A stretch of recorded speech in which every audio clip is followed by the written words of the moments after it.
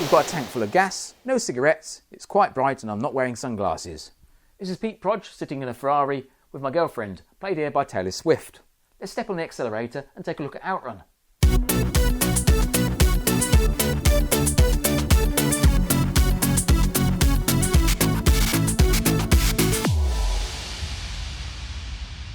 Earlier this year, Sega published Outrun on the Nintendo Switch. Not bad for a game over 30 years old. In this video, I'm going to look at 16 different versions of this arcade motoring experience. I'm not into driving games as such, but there's a good reason why this game has a place in my heart. As a 13-year-old, Outrun offered me the three things I didn't have, but always desired. Didn't have a driving licence, didn't have a car, didn't have a girlfriend. Now, at the age of 44, things have turned round for me. I have a driving licence. I have a car.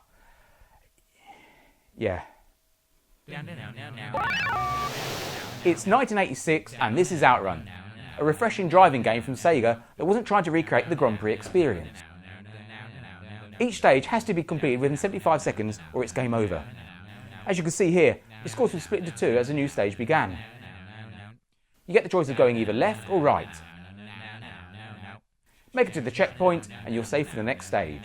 There are 5 destinations. How you get there is up to you. Let's rewind all of that. I have a few questions. Why are there all these stands of spectators? Why is it set on public roads with everyday traffic? And those 5 destinations you can choose, there's a lot of spectators at the end, which means at the 4 other finish lines, the crowd there will never see you. Okay, as I said, this ain't Formula 1. And I'll be honest with you, I've never been into motor racing. I'm baffled as to why it's a spectator sport. You only see your favourite driver once every few minutes. The rest is just boredom, unless you are a driver. Of course, driving games do have their roots in circuit races. Prepare to qualify. From 1982, this is Namco's Pole Position. Now, there are loads of arcade games I could have chosen, but before Outrun, this was the most influential. Pole Position was massive. A children's cartoon series was made off the back of it, and it inspired a lot of imitations. There's a spectacular explosion when you bump into any obstacle. How did we get to Outrun from this? The answer is with Sega employee Yu Suzuki, who developed a motorcycle racing game in 1985.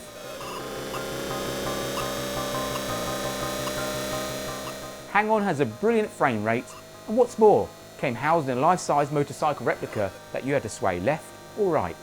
Powering this was Sega's Superscaler technology, designed to simulate a 3D playing area without using polygons. It's pseudo 3D. The next game to use this graphics engine was Space Harrier. It was meant to be a military aircraft game, but restraints on time and technology saw Yu Suzuki take over the project and retool it as a surreal science fiction battle. Later that year, on the same technology, Yu Suzuki gave us Outrun. We've come quite away from Pole Position. First off, look at those hills. Surely a first for an arcade racing game. And the forks in the road give you some semblance of non-linear gameplay. Sega's Superscaler technology was used again by Yu Suzuki for Afterburner.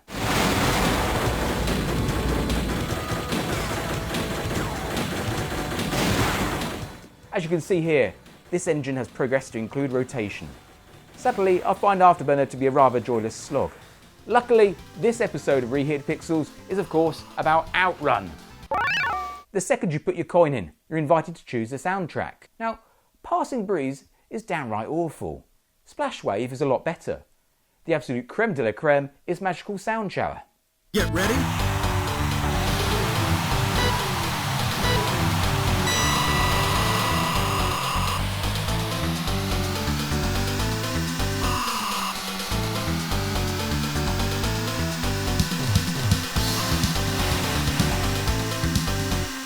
Okay, so all the tunes sound like some cheesy Latin jazz knocked off on a Casio keyboard.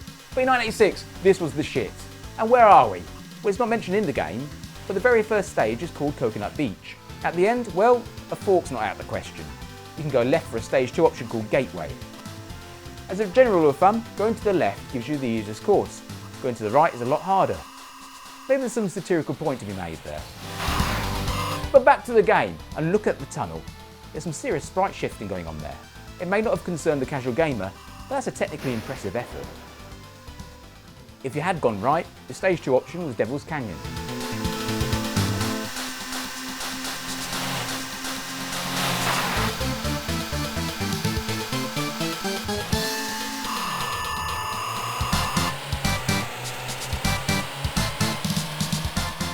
Again, these are impressive visuals. I remember my first holiday abroad, being in the taxi going from Malaga Airport to Marbella, and the road looking exactly like this. I couldn't help but remark this similarity.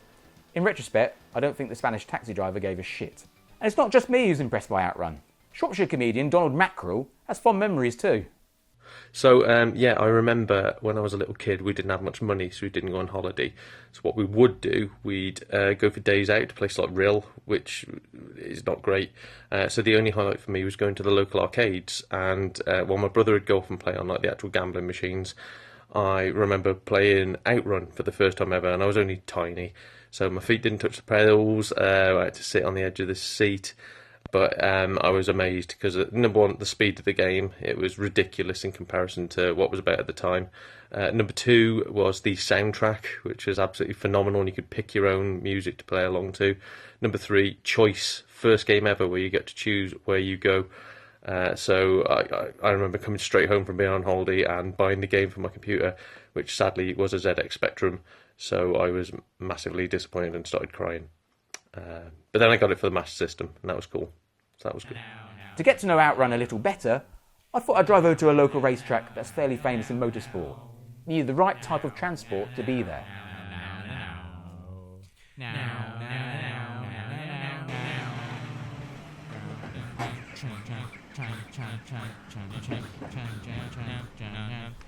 And this is my vehicle of choice. Peugeot 108. Now, I'm no boy racer, and this is no sports car. But I tell you what, I have added a spoiler to the rear.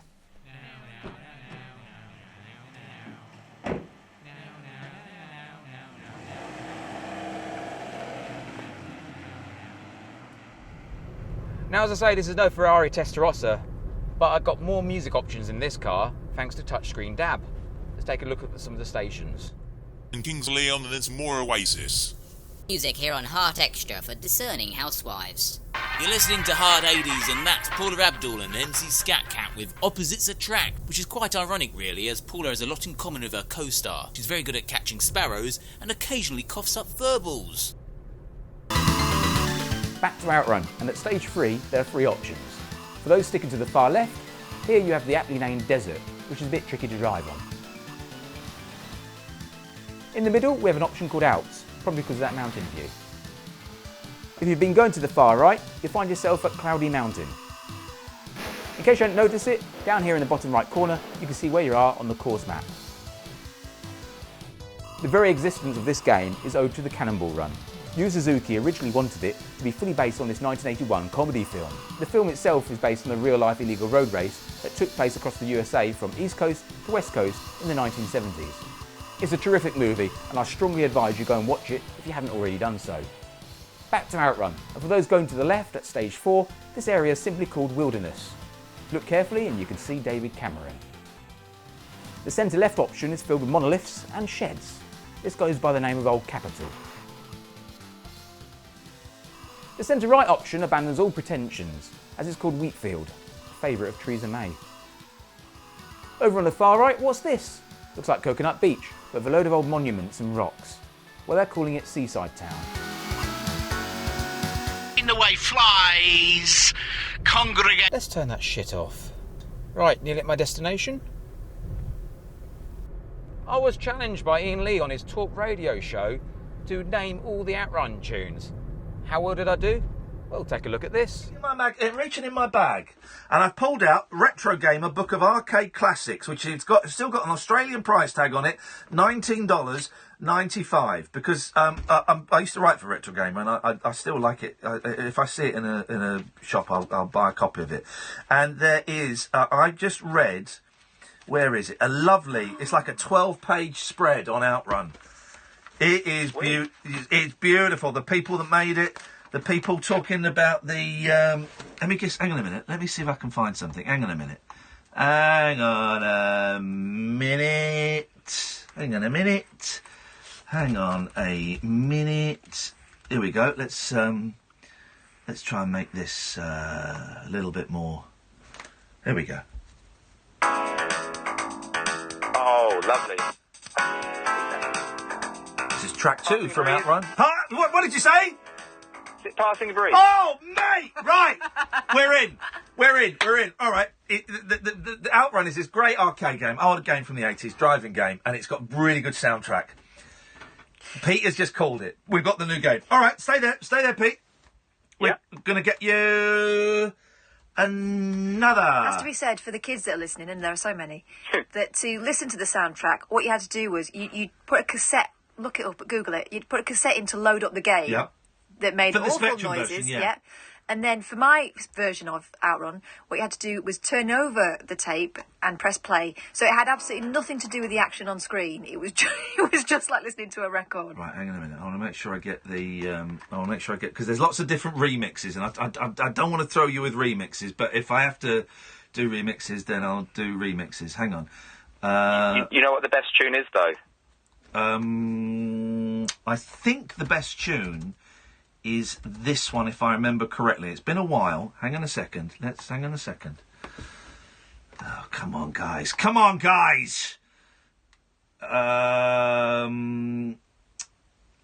Okay, here we go. Let's try this one. Do you know this? No, I know. Ignore that. That's not... Here we go. Oh, no. Yes, Magical Sound Shower. This guy's incredible!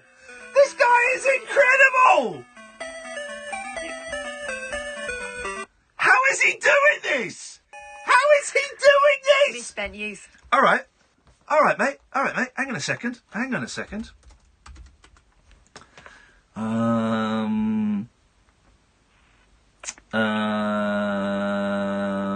Okay, we're gonna do this. Yes, ready? Oh, hang on, here we go. Splash Wave. Flip it.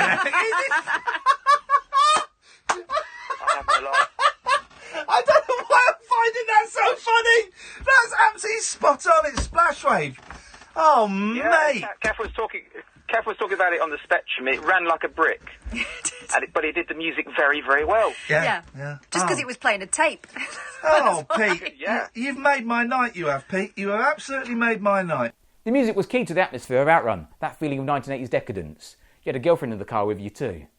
If you look at the overall spectrum of racing games, from serious to cartoonish, Outrun was definitely on the fun side.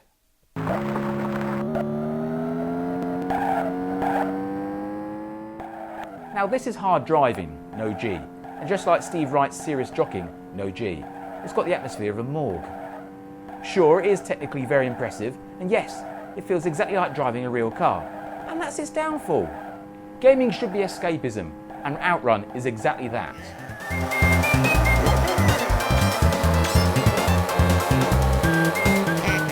If we go really cartoonish, well, we end up with Mario Kart, and that's no bad thing. I didn't like it on the Super Nintendo, it was very good on the N64, but the Nintendo DS is my favourite version. This is gaming heaven. Of course, when you're a kid and you've never driven before, Outrun is a jaw-dropping idealisation of driving, instead of the horrible dull commute you face every weekday. What did you want to say about it?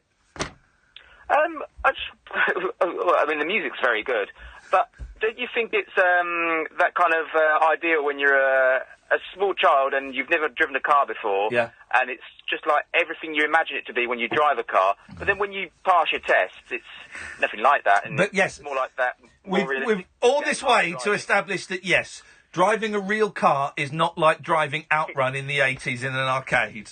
I hope people haven't died as you've discovered that, Pete. Yeah, when your car flips over and then you just got your blonde girlfriend just wagging the finger at you, and it's like, that does not happen in real life. That's too cartoonish. Oh, Pete, that if we were handing out awards for best call of the night, yours would be right at the front of the queue. Thank you, mate. That was lovely. Kind words. Thank you very much. Pete. What? That was brilliant. And it wasn't even a, let me hear a bit more. Literally, two, yeah, got it. Outrageous. That is a skill. One thing I didn't quite understand were the crashes. You could have a crash like this, which isn't life-threatening, but results in a finger being wagged in your face by your justifiably angry girlfriend. But your big smashes, the one where your car flips 720 degrees. When you're back on the road and your lover has nothing to say about that. At this point, I'm going to look at the 5 different final stages, each labelled as A, B, C, D or E. A is called Vineyard. It's the course you get if you want left at every fork. It comes with this end sequence, which sees you getting tossed by several men as the crowd looks on. Who wrote this? Oh, and your girlfriend is in a standoff with a bikini babe. There's one for games animal Dave Perry. D comes with the exciting name of Death Valley. Visually, it's about as enticing as Luton. Fittingly, the end sequence is your sports car breaking down into bits. I don't think they do green flag out here. C has the depressing name of Desolation Hill. If the borderline sexism of the A ending didn't get to you, well, Desolation Hill gives you borderline racism and sexism in one.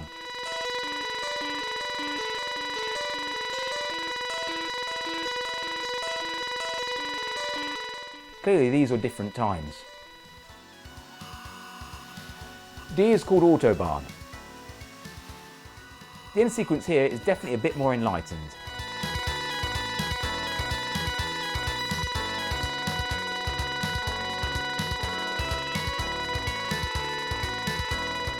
It's very female friendly, as you can see. E is called Lakeside, presumably based on the shopping centre in Essex. The end sequence here is Outrun doing the distracted boyfriend meme, a clear 31 years before it existed.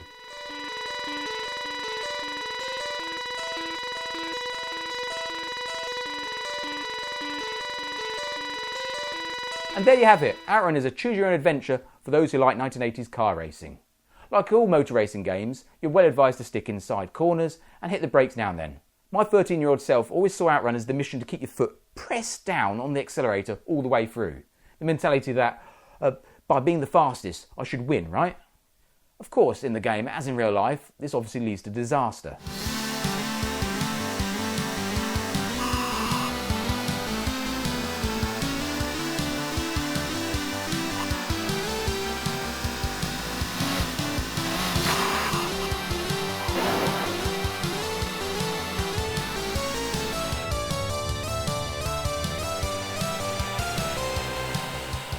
I do have to address the issue of gender. For female gamers, I suppose you could pretend the car is right-hand drive. There. Hold on a minute, what if you're in a same-sex relationship? I suppose you could hold a mirror up to the screen. Yep, that's right, I have definitely fixed it. Well, nearly. I didn't realise how tricky it is to cater for everybody. I mean, what if you're in a polygamous relationship? That's going to take a lot of mirrors. Now, it can't go unnoticed that the landscapes in Outrun are very eye-catching. The game's designer, Yu Suzuki, went on a 2-week driving trip of Europe to get inspiration. As a result, almost all the courses look like continental Europe. For me, stuck on this rainy island with the nightmare of Brexit, playing Outrun is my passport to a better world. And you can see why Yu Suzuki never set the game here in the UK. A British Outrun would have you stationary in the middle of a traffic jam that's subject to a 40-mile-an-hour speed restriction. Your destination is any service station where you can get a packet of crisps from WH Smith for less than £3.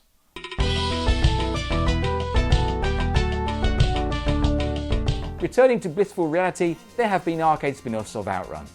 Turbo Outrun being the first back in 1989. Good luck.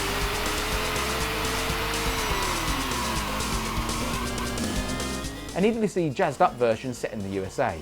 It's Outrun on steroids, and it's rather ugly.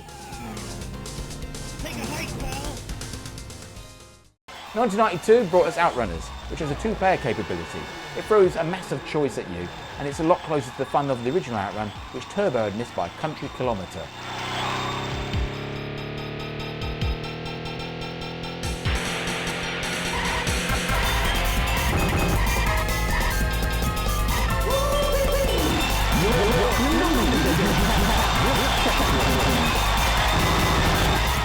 In 2003 there was Outrun 2. I think we're almost outside of retro gaming territory here. There's still some of these at service stations and seaside arcades. Outrun's legacy did change arcade racing forever. You can see its influence in titles like Power Drift, a circuit game with a lot of personality, which arrived in 1988. Also 1988 gave us Chase HQ. It's not exactly a racing game, with this aggression being a subgenre in its own right. But speed is of the essence, and it's hard to imagine this existing without Outrun. Outrun's motorbike-based predecessor, Hang On, went through an evolution, becoming Super Hang On, giving the player more courses and a choice of racing music. Now, unsurprisingly, Outrun became big business when it came to home versions. US Gold usually converted Sega's biggest arcade hits to the major 8-bit and 16-bit computers. Outrun was no exception. Sega themselves would convert the game to their own consoles, and we'll see how Outrun kept on enduring well beyond the 1980s. One conversion I won't be covering is the rare text adventure version released on the Magnavox Absentia 1030. As you can see, there is no rhyme nor reason for this atrocity to exist in the first place. Personally, I'd like to see every copy wiped from existence, and I feel I may get my wish. I'm going to look at 16 different home versions and see how well they do at capturing the spirit of Outrun. We start with the Commodore 64, and straight away there's something wrong. Still, we have the musical beauty of the SID chip. Not much glamour at the start, but you do get spectators.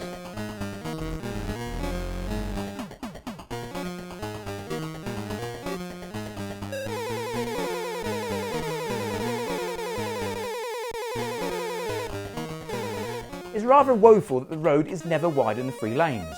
It's the narrowest Outrun on all the 8-bit computers. But that's not the biggest problem. As you can clearly see, the programmers have decided to use a stripy road to convey high speed. It feels like the highway is strobing at you.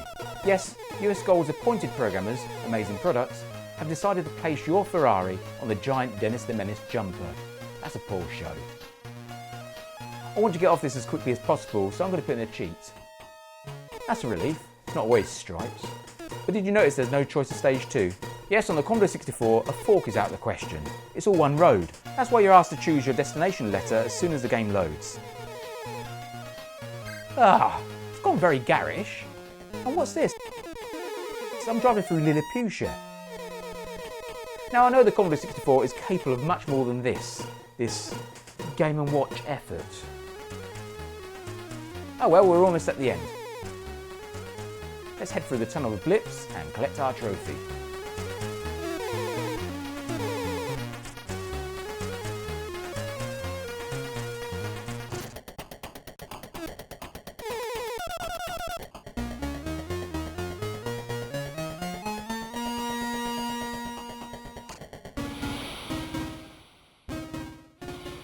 Moving over to the Amstrad CPC, and what do we have? This comes in disc format.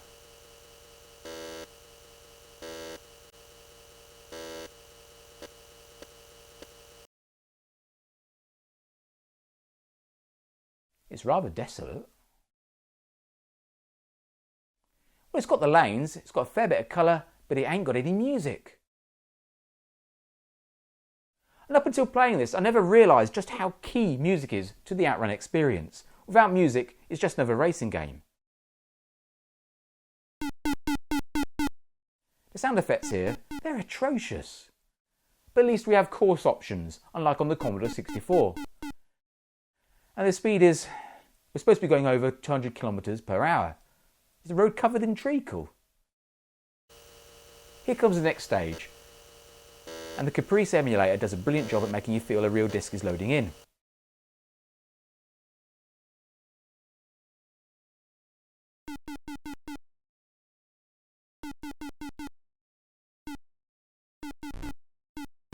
I'm not sure I can continue this, it's truly a disappointment. Well, I never made it off stage 2. I can't say I feel the need to try again. That was dismal. The people responsible? Probe Software. Move over to the ZX Spectrum 128K version now. It's the computer I grew up with. You heard earlier that this version of Outrun was so bad it made Donald Mackerel cry. My memories though are really positive. Let's see how it's aged. There's a promising loading screen. Uh-oh. Probe Software also did this conversion. I'll just pick the controls and get started. We've got to load in the first stage. Oh, I remember now. What you had to load in each stage afresh, there was just enough memory in the 128 so you didn't have to reload them in. Well, as long as you don't switch off the machine, reset it, or have a power cut. The load's finished and this is rather Spartan. Well, the good news is that the graphics are rather sharply defined. Sure, the colour palette comes up rather short, but that's a rich resolution compared to the fat pixel worlds of the Commodore 64 and Amstrad versions. What's more, we get the music. That is truly vital. Without music, it's not Outrun. I'm going to say it, I prefer this tune to the arcade original. There's no escaping it, the speed is utterly atrocious. It's like being a snail swimming through a reservoir filled with super glue. Still, we do have the fork in the road, which puts it above the Commodore 64. But this is a big letdown for Outrun fans. Come to think of it, the 8-bit systems so far are appalling. Oh yeah, this is the checkpoint. There's no visible checkpoint, sadly. I'm having to load the next level in. This isn't it. Tell you what, let's skip in time to it loading in.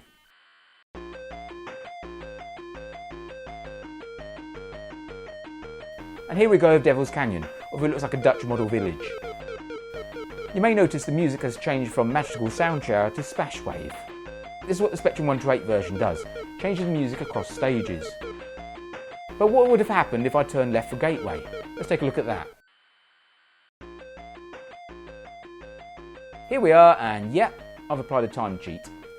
Again, we treated to Splash Wave. I believe this is supposed to be Dusty. The time cheat means I'll make it to the other 3 stages. Let's take a look at that. This is supposed to be Desert. Well, I think the last stage resembled that. I don't think the course layout is accurate at all, aside from stage 1. Outrun aficionados know there is an exclusive layout for players in Japan. The rest of the world has, well, I showcased that earlier. The Spectrum isn't using either. You may also note the music's jumped back to Magical Sound Shower. All these sprites are taking a toll, and I think I'm at jogging pace. Oh no, the Spectrum can't handle this. Why did they even try it? I can run faster than this. Let's not dwell on that, skip straight to stage 4, sticking with the always left route. It's all very magenta, isn't it? And now the music is back to Splash Wave. Will we ever get Passing Breeze? I know Passing Breeze is the worst out of the 3, but it'd be nice to have it. US Gold paid an upfront £250,000 to secure the Outrun licence for home micros back in 1987. The thing of US Gold was that they were all about the marketing rather than the quality. They'd start the advertising long before there was any product. That's true of many major software houses, but even more so for US Gold. I'm going to skip to the final level. Check out these bonsai trees. And we're back to Magical Sound Shower again. If you've got the book The Story of US Gold, there's a wonderful quote about how Fergus McGovern at Prodge Software flagged the contract to convert Outrun. US Gold employee Charles Cecil said, "When we did Outrun, Fergus came and he said, I know you haven't given to me, but I've started working on the Amstrad and Spectrum versions of Outrun. And I looked at him and said, but we haven't even thought about who we're going to give it to. And he put those sort of sad eyes on. And it's like Puss in Boots. And so you'd give him the project. I've skipped towards the end so you can see the end sequence.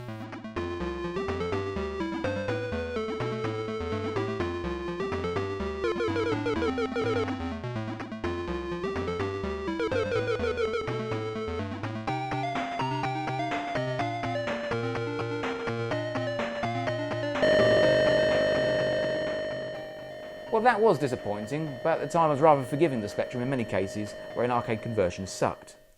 Well, except for Patland and Double Dragon, those two are utter travesties. Interesting you say Double Dragon, because that's in the next episode, and I'm in it, so watch it. I'm going to take a quick gander at the 48K Spectrum version, which faces even more technical challenges. And here's a beeper rendition of Magical Sound Shower, the 48K model not having that nice AY sound chip. Let's start the game. Well, the sound effects are better than the 128K version, especially if you like the sound of farts. But there's no music except for what we had on the title screen. No music means no Outrun in my book. It's become like the Amstrad version. US Gold did pack in a cassette tape of the 3 arcade tunes for this reason. In that Iain Lee clip I showed you earlier, you heard his producer Katherine Boyle describe how she had to play the music tape as there are no tunes coming out of her Spectrum. Definitely a 48K user then. The Spectrum can do pseudo 3D racing at speed. Witness this from Chase HQ.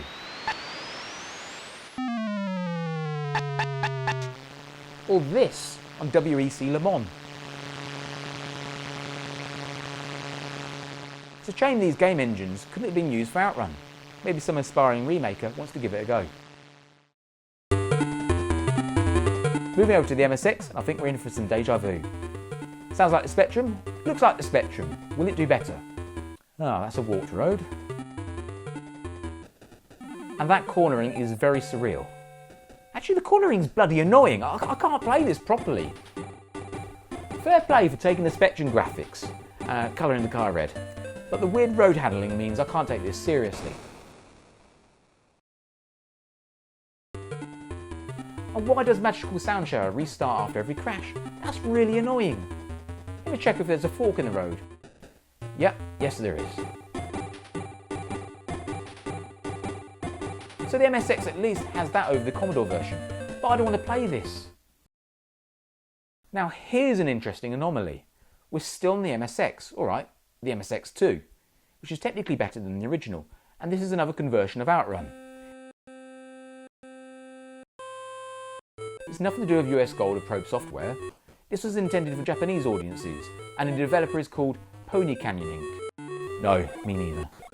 Apparently the company is a result of two record labels merging and trying their hand at publishing computer games. This is a bit more visually pleasing than the last MSX version you saw. The gameplay, as you might suspect, is nothing to write home about. It's something you might expect on an early handheld. I think this just about has the edge over its predecessor, although they are two really different games, in spite of them based on the same thing. We've covered the 8-bit computers, and they each offered their own flavour of disappointment. Now we've moved to 16-bit. This is the Amiga. I've been looking forward to this. US Gold. What? Present from Sega. What the hell is this? What the hell is this?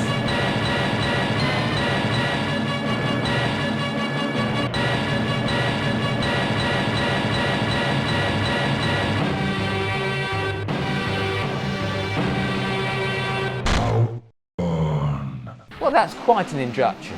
This has to be good.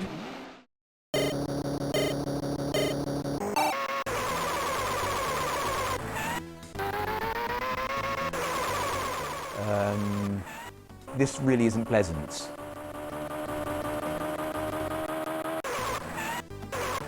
Those sound effects are actually affecting my teeth. This is dreadful.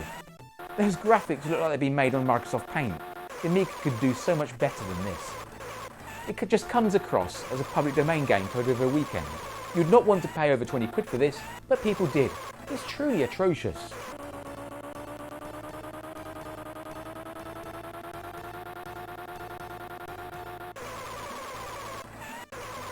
And here we come to the checkpoint. You may notice there wasn't a fork in the road as such. That was covered up by a load of bushes in a central reservation at the end of the stage. If you're in the left lane, you go left. If in the right, you go right. It's a bit of a fudge, isn't it? I'm going to stick in a time cheat. There's nothing but pain for your eyes and your ears. And it plays like shite too. Let's just skip to the end.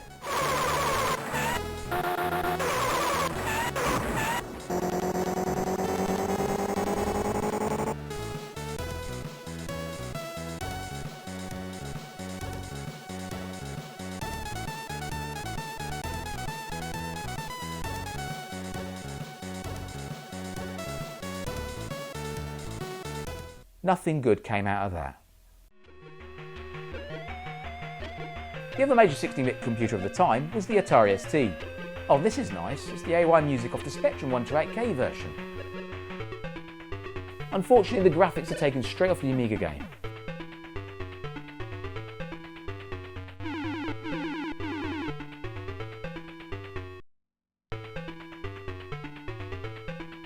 At least it's a lot faster. The frame rate is just about decent.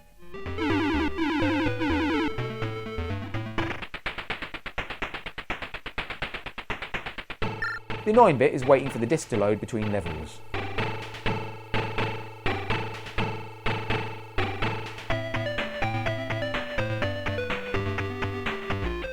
And like on the Spectrum, the level music flicks between Magical Sound Shower and Splash Wave. On this go, without any cheating, I've got to stage 3. I'm pleased with that, and the game overall isn't bad. It's interesting how they've swiped the music and sound from the Spectrum. Both the Amiga and ST versions came out some months after the 8-bits. I don't know if the MS-DOS version counts as a 16-bit computer port. Here it is anyway. US Gold seems not to have anything to do with this. Apparently it's published by Sega. I know PCs are highly ubiquitous now, but it's amazing they got anywhere with that awful beeper music. Let's jump in.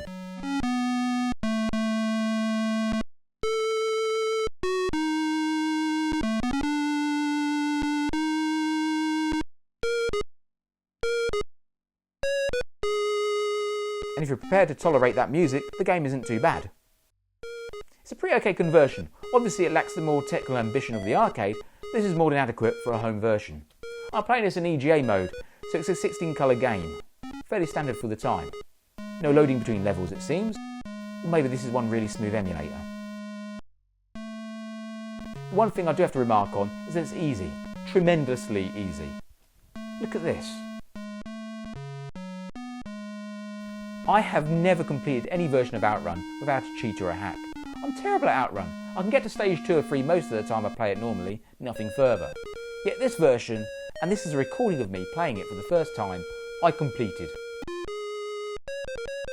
I haven't quite changed my playing style. I've crashed quite a few times. They say you may just get away completing your actual Outrun with a maximum of 1 crash.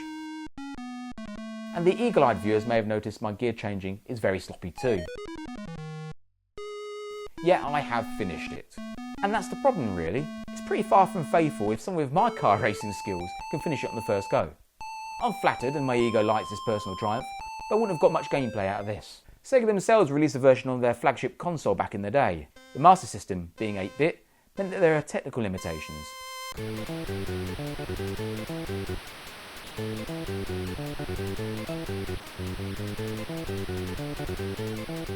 You can see these are quite obvious. But it's punching above its weight beautifully. And so it should. Sega know their own hardware. Also, Sega had so much faith in this version, it did actually hit the arcades as part of the Sega Megatech cabinet. Here's one at the Centre for Computing History in Cambridge.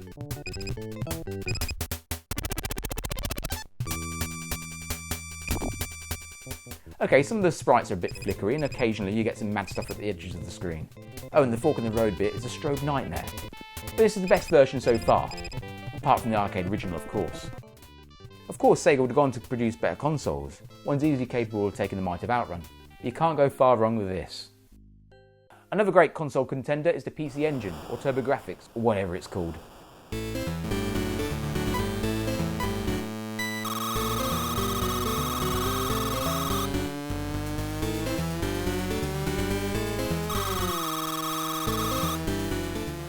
Sum this up in 2 words, astonishing speed. Look at that, it's incredible. It's running off an 8-bit processor using 16-bit graphics, so I'm not sure if you can set it as an 8-bit or a 16-bit system. It's pretty much in between. But stop the specifications, this is truly outstanding. Okay, much of the gameplay is restricted to 3 lanes, but sometimes it can go up to 5. This clearly surpasses the Master System version. But sadly, like the Master System, you get those strobe-afflicted forks. Still, there's no slowdown when you go through the stone tunnels. And this stage is rendered pretty faithfully. All in all, this is the closest to the arcade so far. What can top that? Enter the Sega Mega Drive. Get ready. Or Genesis if you're watching in America. Surely the ideal platform for Outrun to be rendered faithfully. Sega has produced this conversion. It's their own hardware, this should be a doddle.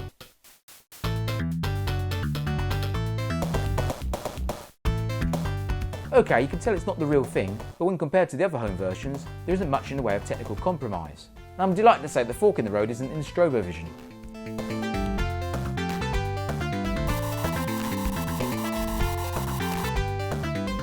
The thing is, this came out in 1991. That's half a decade since Outrun was first sighted in an arcade, so this release wouldn't have really set the world alight. The Sega Mega Drive landscape back then was more concerned about Sonic the Hedgehog and Streets of Rage. But this is a YouTube video focusing on Outrun, and is aimed at the discerning gamer, not the fickle casual players. Here I am playing on some weird cheat that puts a later level in the space of stage 1. I have to say, this could be the pinnacle of the home versions. I know I've been saying that since we moved away from the computers and onto the consoles, but hey, Outrun is perfectly at home on the Mega Drive.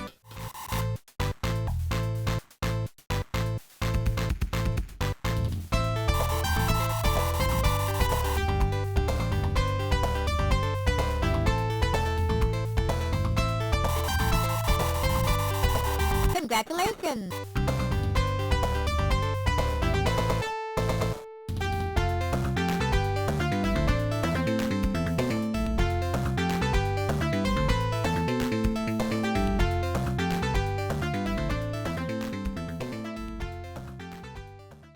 Now, before we get ahead of ourselves by looking at the even more powerful consoles, let's remember the handheld systems too.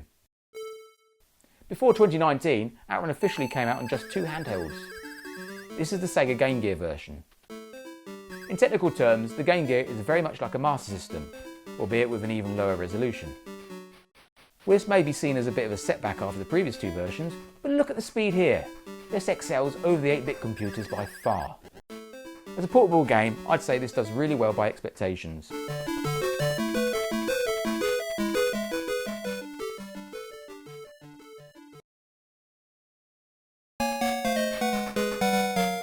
Of course, there are technical compromises. You only go up to stage 4. Those final 5 areas can't fit in here. Still, it's alright for portable entertainment. You could probably play this on a long car journey. Think of the irony. Jumping all the way to 2003, this is Sega Arcade Gallery on the Game Boy Advance. Yes, Outrun and 3 other superscalar games have been put into a pack for retro gaming fans. This is the first time Outrun has officially appeared on Nintendo hardware.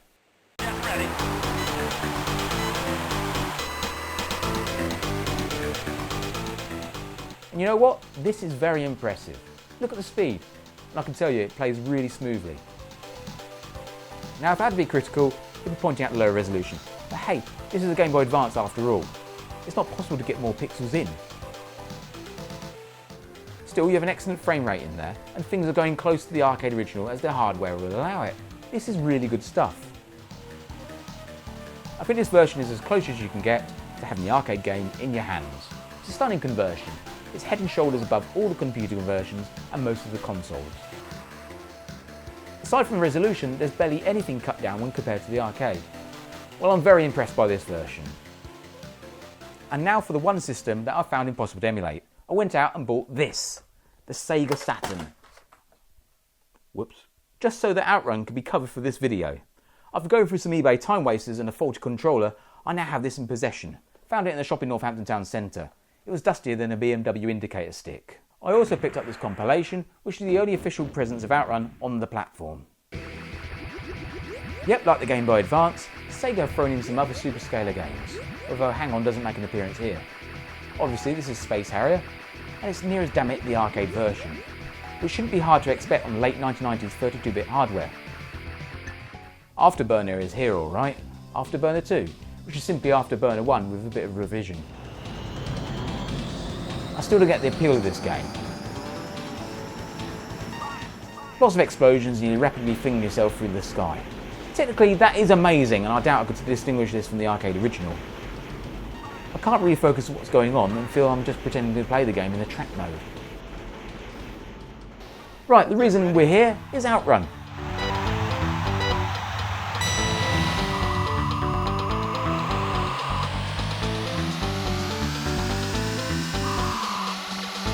And straight away I see this as identical to the arcade version in every aspect, except for one thing. Can you spot the anomaly? Well, we've got a great frame rate, perfect graphics. One thing different to the arcade can be seen in the lower left corner. You've got your gear status shown. And I'm not saying that's a bad thing, far from it. The arcade original could have done with it. Checkpoint! Here we come to Gateway, and let's see if there's any slowdown in the stone tunnels. I don't think there will be, especially after seeing how Space Harrier and Afterburner are brilliantly rendered. And there you go, that is spot on. This is virtually a straight arcade port, and it's coming out on a generation console that was taking on the first PlayStation and Nintendo's N64. This is a time where true 3D polygon games came into force, and here's Sega throwing out some pseudo 3D classics. The Saturn did do 3D polygons, but not really enough of them. Joe Public was impressed with the PlayStation, and well, the rest is history, isn't it? There was another reason why I bought the Saturn version. Supposedly, there's a 60 frames per second version of Outrun, double the frame rate of the original arcade game. I couldn't access it from the menu. I googled it and it turns out it's activated by cheat mode. I tried that and it still wasn't 60 frames per second.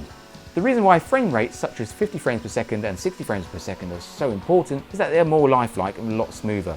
Movies and drama get shot on low frame rates like 25 frames per second and 30 frames per second. You tend to get news and live events at 50 frames per second in Europe and 60 frames per second in America. Here's a comparison for you if you're watching full screen on YouTube and your device supports it. On the left it's 50 frames per second, over on the right it's 25 frames per second. Unsurprisingly, the left version is more fluid and represents reality a lot more faithfully. No idea why Saturn's Outrun wasn't served up in 60 frames per second right from the start, instead of having to be activated by an obscure cheat mode. Having googled further, I learnt that it's not available in the European PAL version. Still, we're here to look at Outrun, over 10 years old by the time this came out. This is very pleasing indeed. I think we've found the true equal to Outrun. Hold on, didn't I travel all the way to Silverstone to see if I could get a true racing experience? Oh yes.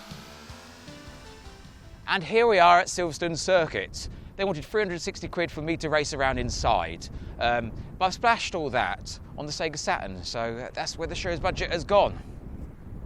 Sorry. Back to the games now, and this is the Sega Classics collection on the PlayStation 2. You get this soft rock version of Magical Sound Shower playing on the menu screen. That's tremendous. This collection is a reimagining of these celebrated Sega arcade games using proper 3D. It got a very heavy panning back in the day, with reviewers unimpressed at the rejigging of these vintage titles. The treatment given to Golden Axe, for example, although visually impressive, made for a very poor game, a rather poor shadow of the 2D original. Does this bode well for Outrun? Let's dip in.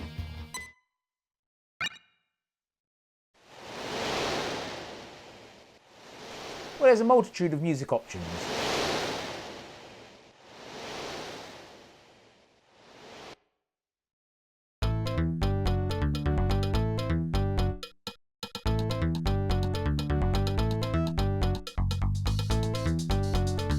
Get ready.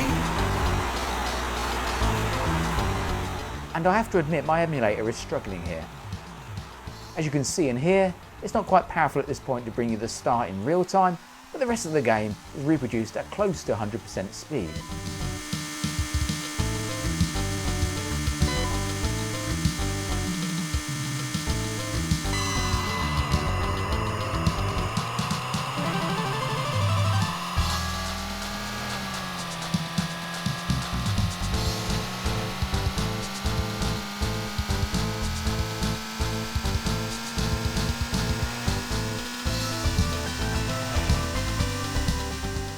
So far, so good. Nothing that's too out of the ordinary.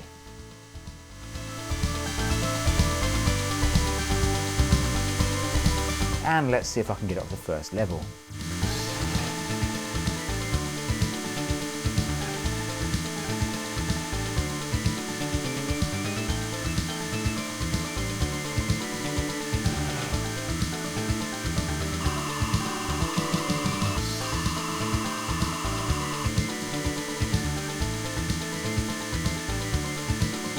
Checkpoint.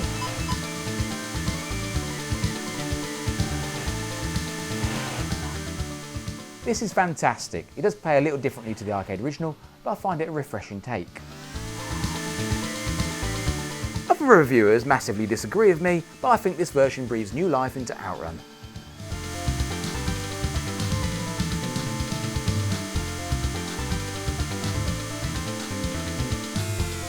And yet we do stumble across a problem. Like the MS-DOS version, I can complete it. This was my first go, no cheating at all.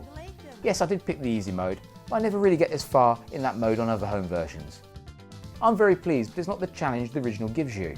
I tried the normal mode and still did well. Don't get me wrong, I'm very pleased at how beautiful the game is. Look how nice the courses are.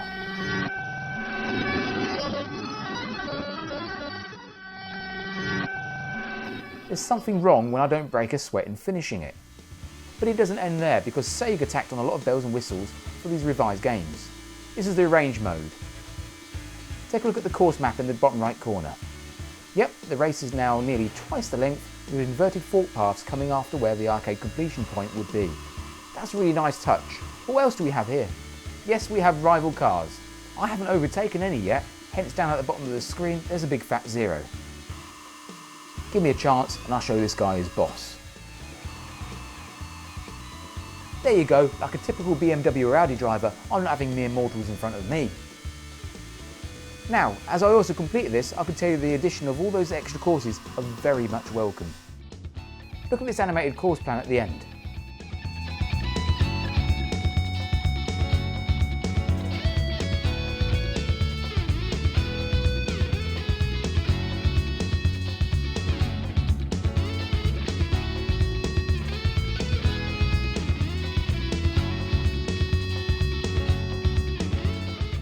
here's what it's like to take over a few of your rivals. The addition of these rival cars, even though they don't really do anything, makes it feel like a much more competitive road race. Yep, this is what Outrun was originally designed to be, the Cannonball Run. And here's the unusual sight of an inverted fork junction in Outrun. There's something to the purists. Checkpoint! Well, I for one am really chuffed to bits about how Outrun is represented on the PlayStation 2. Even the cheesy soft rock cover of Magical Sound Shower puts a smile on my face. I think this is as far as I can review the game, otherwise we'll be heading outside the retro area. But hold on, there's still another mode for us to check out in this version of Outrun. Time Attack mode sounds really intriguing, as if it's going to offer a truly different version to Outrun, where you battle against a rival player to complete a stage, or something like that. Alas, it isn't that, it's actually your normal arcade flavoured Outrun, with all the traffic removed. Kind of like when racing's gone a bit 28 days later. As such, this is even easier than the arcade version. And it's no surprise I completed the game in this mode as well. Well, I don't care what the naysayers think. This is what I consider an awesome tribute to Outrun. Sure, it doesn't handle in the right manner as the classic arcade original, but there's enough here to really get your money's worth. It's using proper 3D, and the arrange mode brings it closer to the Cannonball inspiration. I found this to be the best home version. So, there's been very little point in me being here. And what have we learnt from today's escapade? The best racing game of all time is Mario Kart on Nintendo DS. Buy it, it's f***ing brilliant. It's just about a wrap from me. I'll summarise each version going from the worst to the best, using the reheated pixels thermometer. I'm calling it. It is the worst version. Incredibly slow, no music and just a few beeps. If there's an Atari 2600 Outrun, this version would only slightly beat it. At first glance, it's the Spectrum version, but no, the weird perspective thing means this effort is simply roadkill. Not far off the Amstrad version, but edges ahead of it because the graphics are a lot better defined. It's a woeful Sunday drive though, really disappointing. Yes, the lack of speed is unforgivable. The redeeming features we're left with, the richly defined graphics and the excellent music. Very different to the Spectrum and Amstrad, but only marginally better. It's let down by the lack of forks, but doing alright in other areas. Decent music, decent speed, but a lack of forks. The same things can sum up the Commodore 64 version, but at least this looks better. Shockingly amateurish, with awful gameplay and grating sound effects. Almost the same as the Amiga, but sounding a lot better and running faster. This one could be filed under meh. It's not great, yet it's not awful. A so-so effort. The thing is, it's just too easy. I completed this on my first go with loads of collisions. It's not Outrun if that's possible. It's a cut-down Outrun as you'd expect for a handheld system. Nice speed, nice music, but this feels more like a driving test for Outrun. Again, this is on Sega hardware, where the platform isn't capable of mirroring the arcade experience. However, it's a respectable 8-bit conversion. You can't grumble. A truly surprising effort from this forgotten system. It's extremely close, but not as good as the Mega Drive. And yes, here's the Mega Drive version, which is pretty close to the arcade experience. A jaw-droppingly good rendering of Outrun, especially on a handheld. There's barely anything missing. You can find minor faults, but that'd be extreme nitpicking. And here we are with the arcade original. Not the best driving game ever, but deserving of its spot in arcade history. It's cheesy 1980s hedonism flung at your face without the po-faced seriousness of conventional racing games. A straight arcade port is virtually indistinguishable, and it has the advantage of showing the gear on screen. Hardly anybody will agree with me, but I sincerely think this is the best way to play Outrun. Flame me all you like in the comments, but I'm enjoying all the options in what I regard as being significantly superior to the arcade original. That's quite enough Outrun. This has been a very long video, thanks for sticking with it. I'm supposed to cut to the end credits, but I want to show you just one more thing.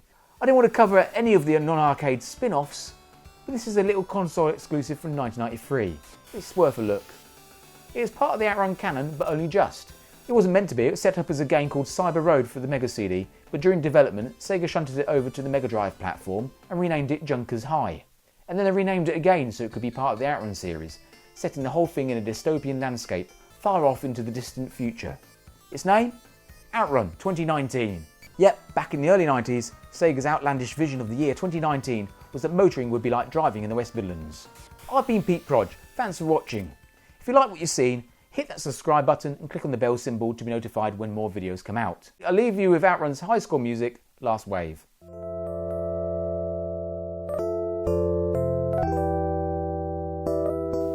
Pete Prodge is currently appearing behind the skips at the Ketching branch of Audi. It's very weird because I haven't played Outrun in a sit-down cabinet for ages. It feels like my friends are moving the cabinet around. It's very unusual.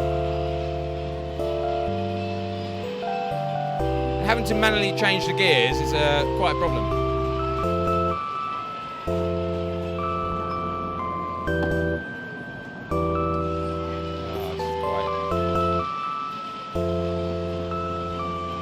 I'm not even going to get up this first stage.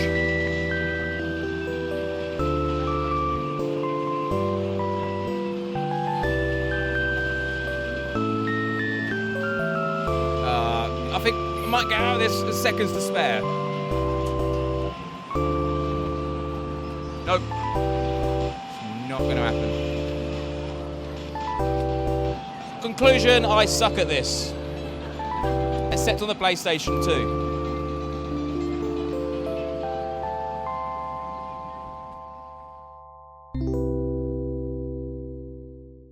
Well, before you reach for your car keys, don't forget we have a range of exciting programs here on this network. Happy viewing.